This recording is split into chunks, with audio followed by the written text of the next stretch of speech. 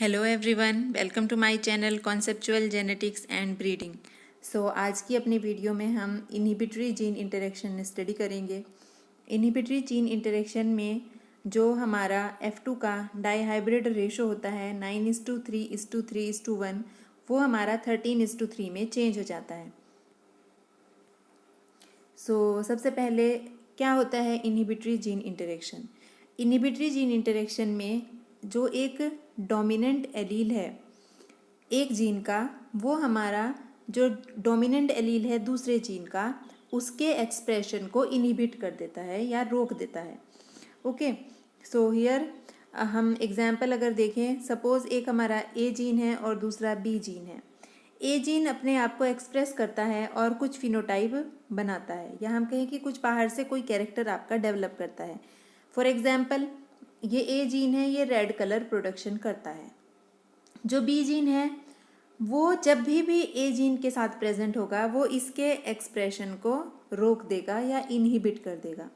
तो B gene के साथ जब भी ए जीन प्रेजेंट होगा तो ये रेड कलर प्रोडक्शन नहीं कर पाएगा। इसी वजह से इसको हम क्या कहते हैं, इनहिबिटरी जीन इंटरेक्शन कहते हैं। देख लेते हैं एक बार कि इनहिबिटरी जीन इंटरेक्शन में क्या होता है। जो डोमिनेंट जीन है एक जीन का, वो इनहिबिट करता है या प्रिवेंट करता है expression of another dominant gene.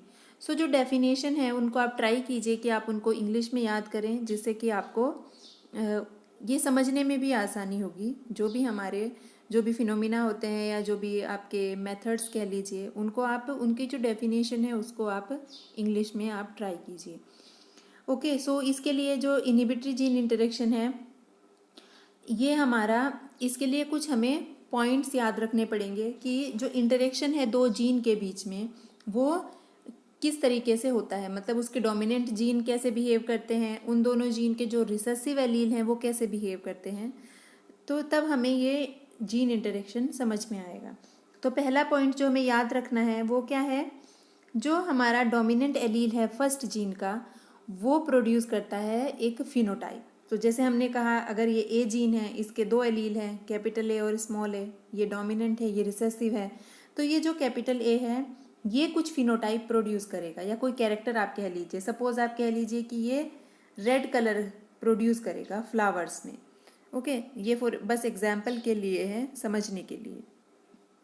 जो आपका दूसरा डोमिनेंट एलील है दूसरे जीन का, वो कोई फिनोटाइप प्रोड्यूस नहीं करेगा।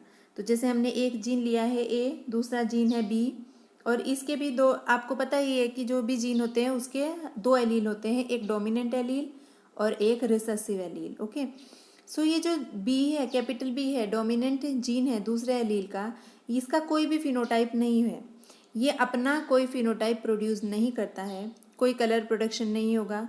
लेकिन जब भी ये ए के साथ प्रेजेंट होगा, यानी कि ए और बी दोनों एक साथ प्रेजेंट होंगे, तो ये क्या करेगा, ए के एक्सप्रेशन को इनहिबिट कर देगा, रोक देगा, यानी बी की प्रेजेंस में ए कलर प्रोडक्शन नहीं कर पाएगा। ओके, इसी वजह से इस जीन इंटरेक्शन को हम क्या कहते हैं, इनहिबिटरी जीन इंटरेक्शन कहते हैं। और जो हमारा सेकंड जीन है, यानी कि जो बी जीन है, उसको क्या कहते हैं, इनहिबिटरी जीन कहते हैं। बिकॉज क्या करेगा, ये ए के एक्सप्रेशन को रोक रहा है, बी की प्रेजेंस में ए अपना कलर प्रोडक्शन नहीं कर पा रहा है। इसी वजह से जो बी जीन है उसको इनहिबिटरी जीन कहते हैं। और ये जो ए और बी के बीच में किस टाइप का जो इंटरेक्शन है, इसको हम इनहिबिटरी जीन इंटरेक्शन कहते हैं। तो एग्जाम्पल से हमें ज़्यादा समझ में आएगा। एग्जाम्पल देखते हैं हमने भी बताया कि जो पहला जीन है वो कुछ कलर प्रोडक्शन करता है, यानी कि जब भी कैपिटल आर स्मॉल आई के साथ प्रेजेंट होगा, यानी कैपिटल आई नहीं प्रेजेंट है, तब हमने ये जो एग्जाम्पल ले रहे हैं इसमें दो जीन हैं, आर जीन और आई जीन। ओके, ये दोनों हमारे कलर प्रोडक्शन के लिए रिस्पॉन्सिबल हैं। अब जो कैपिटल आर है, जब वो अकेला प्रेजेंट है तो वो रेड कलर के ग्रेन प्रोड्यूस कर रहा है। जब इस कैपिटल आई अकेला प्रेजेंट है तो कोई कलर प्रोडक्शन नहीं हो रहा है, बिकॉज हम पहले ही डिस्कस कर चुके हैं, जो सेकंड जीन है वो, उसका जो डोमिनेंट एलील है, यानी कि जो कैपिटल आई है, वो कोई भी फिनोटाइप प्रोड्यूस नहीं करता है। ओके, कोई कलर प्रोडक्शन नहीं होगा, अल्टीमेटली वाइट कलर के ग्रेन होंगे। जब भी ये दोनों एक साथ प्रेजेंट होंगे, कैपिटल आर और कैपिटल आई, तभी भी कोई कलर प्रोडक्शन नहीं होगा। ओके, यानी कि वाइट ग्रेन प्रोड्यूस होंगे। क्यों होंगे? बिकॉज जो कैपिटल आई है वो कैपिटल आर के एक्सप्रेशन को इनहिबिट कर देगा, रोक देगा। और लास्टली जब small R small R small I यानी कि रिसेसिव एलील दोनों जीन के एक साथ प्रेजेंट है, तब भी कोई कलर प्रोडक्शन नहीं होगा, बिकॉज कलर प्रोडक्शन के लिए कैपिटल आर का होना ज़रूरी है। सो अब हम इसको एग्जाम्पल की हेल्प से समझेंगे, वर्किंग एग्जाम्पल की हेल्प से, जिससे हमें समझ में आएगा कि कैसे जो रेशो है 13:3 में कन्वर्ट हो जाता है 9:3:3:1 से।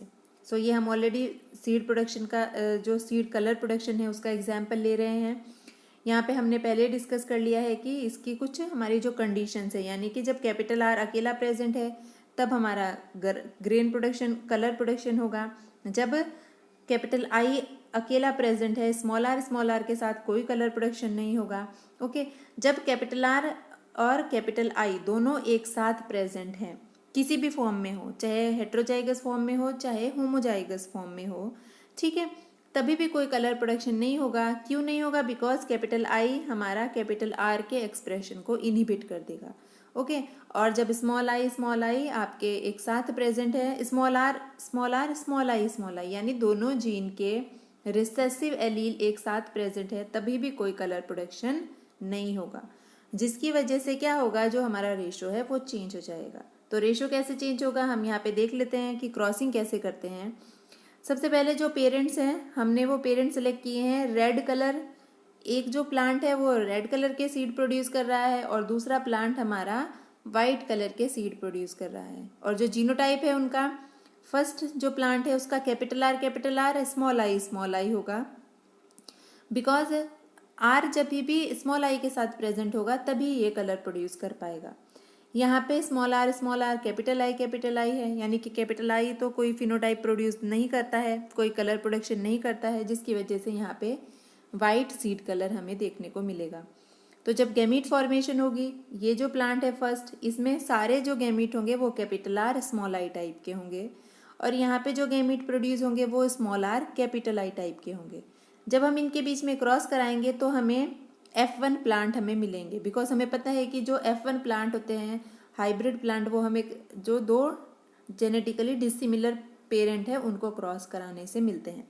यानी कि जो F1 प्लांट होगा उसमें उसका जीनोटाइप क्या होगा, capital R capital I small I. Okay, capital R यहाँ से आएगा, स्मॉल आर यहाँ से आएगा, capital I will come from here and small I will come from here. तो ये जो F1 प्लांट है इसका जो जीनोटाइप होगा वो capital are capital I small I type का होगा। अब हमें F1 प्लांट है, F1 प्लांट से हमें सेल्फ पॉलिनेशन से हम F2 पॉपुलेशन बनाएंगे। ओके, सो ये डाईहाइब्रिड क्रॉस है, हमें पता है क्यों है, बिकॉज इसमें दो जीन्स इन्वॉल्व हैं। जब भी किसी क्रॉस में दो जीन इन्वॉल्व होते हैं तो उसको हम क्या कहते हैं, डाईहाइब्रिड क्रॉस कहते हैं। इसको हम अपनी पुरानी वीडियोज़ में डिस्कस कर चुके हैं डिटेल में कि क्या होता है डाईहाइब्रिड क्रॉस। आप वहाँ जाके हमारी प्लेलिस्ट में वीडियो देख सकते हैं। तो आप यहाँ पे हम इसको सेल्फ पॉलिनेशन कराएंगे, तो उससे पहले हम इसके गैमीट फॉर्मेशन देख लेते हैं कि गैमीट कैसे बनते हैं। तो हम गैमीट फॉर्मेशन के टाइम पे हम पहले भी डिस्कस कर चुके हैं कि सारी पॉसिबिलिटी लेते हैं कि हमें पता है कि कोई भी एलील किसी भी दूसरे एलील के साथ जा सकता है जब गैमीट फॉर्मेशन होती है। तो यहाँ पे देखेंगे कि जो capital R capital I small I, okay, जब कैपिटल आर कैपिटल आई के साथ जाएगा तो आपका फर्स्ट टाइप का गैमीट बनेगा, that is capital R capital I. जब कैपिटल आर स्मॉल आई के साथ जाएगा तो कैपिटल आर स्मॉल आई सेकेंड टाइप का गैमीट बनेगा। जब स्मॉल आर कैपिटल आई के साथ जाएगा तो small are capital I third type के गैमीट बनेगा, और जब स्मॉल आर स्मॉल आई के साथ जाएगा तो स्मॉल आर स्मॉल आई जो हमारा फोर्थ टाइप का गैमीट है वो प्रोड्यूस होगा। तो यहाँ पे जो हमारे गैमीट्स हैं, मेल गैमीट और फीमेल गैमीट हमारे सेम बनेंगे बिकॉज ये सेल्फ पॉलिनेशन है। ओके, तो अब हम क्रॉसिंग एक बार देख लेते हैं कि कैसे हमारी क्रॉसिंग होती है। जब आप देखेंगे कि जो फर्स्ट क्रॉसिंग में हम जितने भी मेल गैमीट है और जितने फीमेल गैमीट है उनको ऑल पॉसिबल कॉम्बिनेशन में क्रॉस कराते हैं। तो एज अ रिजल्ट हमें पता है कि हमें 16 इंडिविजुअल हमें मिलते हैं। ओके, यानी कि 16 प्लांट हमें मिलेंगे 16 टाइप के। 16 टाइप के डिफरेंट प्लांट्स हमें कैसे मिलेंगे? हम जब फर्स्ट गैमीट को फर्स्ट मेल गैमीट के साथ क्रॉस कराएंगे, ये हमारे फीमेल गैमीट है और ये हमारे मेल गैमीट है। हमने जो फर्स्ट मेल गैमीट है, फीमेल गैमीट है, उसको फर्स्ट मेल गैमीट के साथ क्रॉस कराया तो कैपिटल आर कैपिटल आई हमें मिलेगा प्लांट। ये हमारा वाइट सीड कलर प्रोड्यूस करेगा, क्योंकि हमें पता है कि जो कैपिटल आई है वो कैपिटल आर के एक्सप्रेशन को रोक देगा, इनहिबिट कर देगा, जिसकी वजह से रेड कलर प्रोड्यूस नहीं होगा, वाइट कलर ही प्रोड्यूस होगा। ओके, जब ये गैमीट हमारा इस गैमीट के साथ क्रॉस होगा तो फिर से हमें वाइट सीड कलर देखने को मिलेगा। जब ये गैमीट हमारा इस गैमीट के साथ क्रॉस होगा तो हमें फिर से वाइट सीड कलर देखने को मिलेगा। जब जब भी कैपिटल आर और कैपिटल आई दोनों एक साथ प्रेजेंट होंगे तो वाइट सीड कलर ही प्रोड्यूस होगा। ओके, जब ये गैमीट हमारा इस गैमीट के साथ क्रॉस होगा तो अगेन हमें वाइट सीड कलर देखने को मिलेगा। अब ये जो सेकंड गैमीट है, जब ये फर्स्ट गैमीट के साथ क्रॉस होगा अगेन वाइट सीड कलर देखने को मिलेगा। ये हमारा सेकंड गैमीट के साथ क्रॉस हो गया तो अब हमारा जीनोटाइप बन गया कैपिटल आर स्मॉल आई। अब हमारा रेड सीड कलर प्रोड्यूस होगा इस प्लांट में, बिकॉज अब कैपिटल आर स्मॉल आई के साथ प्रेजेंट है। ओके, कैपिटल आई यहाँ पे नहीं है तो वो इनहिबिट नहीं कर पाएगा, जिसकी वजह से कैपिटल आर अपने आप को एक्सप्रेस करेगा और रेड कलर प्रोड्यूस हो जाएगा। ओके, ये बहुत सिंपल है, बस आपको ध्यान रखना है कि जीनोटाइप क्या है और वो जो इंटरेक्शन है वो आपको याद रखना है। जब ये हमारा गैमीट इस थर्ड गैमीट के साथ क्रॉस होगा तो again white seed colour produce होगा। जब ये गैमीट इस गैमीट के साथ प्रोड्यूस होगा तो हमें इस प्लांट में रेड सीड कलर प्रोड्यूस होंगे। क्यों? Because now capital R small आई के साथ प्रेजेंट है। ओके, जब ये गैमीट हमारा इस गैमीट के साथ क्रॉस होगा तो हमें जो प्लांट होगा उसमें वाइट सीड कलर देखने को मिलेंगे। ये जब इसके साथ क्रॉस कराएंगे तो again white. Okay, third gamete जब थर्ड मेल गैमीट के साथ क्रॉस होगा तो फिर से हमें वाइट सीड कलर देखने को मिलेंगे। क्यों? बिकॉज जो अब नाउ कैपिटल आई प्रेजेंट है स्मॉल आर के साथ में। कैपिटल आई अब का कोई एक्सप्रेशन नहीं है। ओके, ये कोई भी फिनोटाइप प्रोड्यूस नहीं करता है। फिनोटाइप का मतलब है यहाँ पे कि कोई कलर प्रोड्यूस नहीं करता है कैपिटल आई, तो जिसकी वजह से हमें वाइट सीड कलर देखने को मिलेगा। ओके, जब ये गैमीट इस गैमीट के साथ क्रॉस होगा तो अगेन हमें वाइट सीड कलर देखने को मिलेंगे। अब जो फोर्थ गैमीट है उसको भी क्रॉस करा के देख लेते हैं। जब ये गैमीट इस गैमीट के साथ क्रॉस होगा तो फिर से हमें वाइट सीड कलर देखने को मिलेंगे।